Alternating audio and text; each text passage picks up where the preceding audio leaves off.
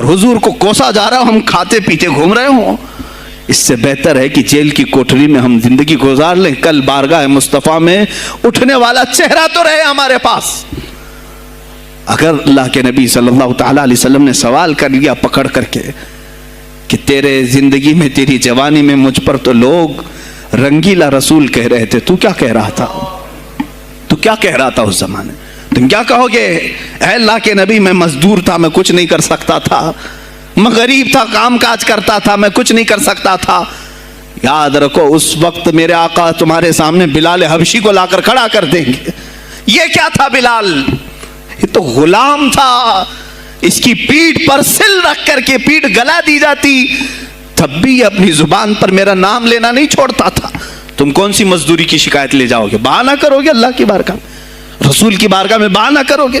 ऐ गिरोहे उलमा, तुमको अल्लाह ने मिंबर दिए हैं खिताबत के लिए। अल्लाह ने अपने रसूल का मिंबर तुम्हें दिया है, इसलिए नहीं कि तुम हुकूमत की खुशामदी करो, तुम अपने वक्त के तागूती कुव्वतों की खुशामदी करो, इसलिए नहीं, बल्कि आज तुमसे कौम मुसाफा करके हाथ चूमती है सिर्फ इसलिए कि तुम्हारी जुबान पर नाम मुस्तफा है।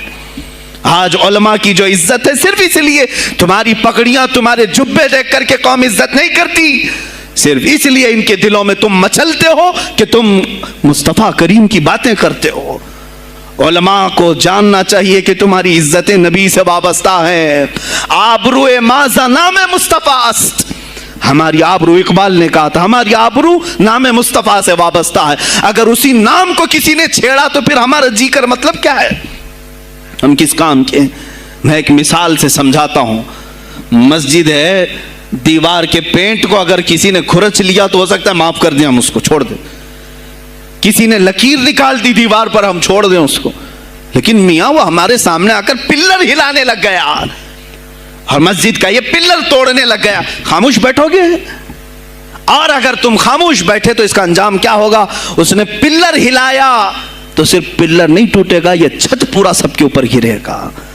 आज जालिम कुफार पूरे तुम्हारी जड़ को हिला रहे, मेरे नबी की जात को, सीधे मुस्तफा करीम की जात को हिला रहे हैं। अल्लाह के हबीब सल्लल्लाहु ताला अलैहि वसल्लम की नामूस को हल्के में मत लेना मेरे अजीजों। लाखों जाने जाती हैं, जाए इस नाम पर।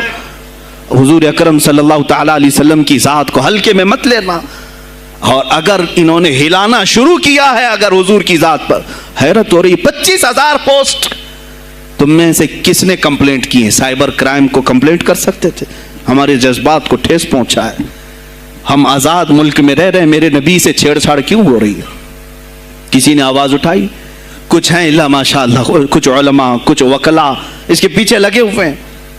लेकिन मेरे अजीजों, हर मुसलमान का यह ख्याल है तुम्हारी निस्बत रसूल पाक से है। अब इन्होंने हिलाना शुरू किया तो इंतजार करो, जिस दिन ये छत गिरेगी अजाब बनकर सब पीछे जाएंगे, सब उसमें गिरफ्तार होंगे। इंशाअल्लाहुल अजीज हम मुहिम छेड़ेंगे, हम मुहिम छेड़ेंगे इस बात की। अगर आज तुम कसरत में हो तो इसका क्या मतलब, जो चाहे तुम कर लोगे। हम इतने गए गुजरे तो नहीं हैं कि हमारे नबी के ऊपर भी तुम चले जाओ। हाँ, हमें रौन दिया, हमें मार दिया, हमें कत्ल कर दिया, सब बर्दाश्त कर लिया, लेकिन अब इससे आगे नहीं बर्दाश्त करेंगे इंशाअल्लाहुल अजीज।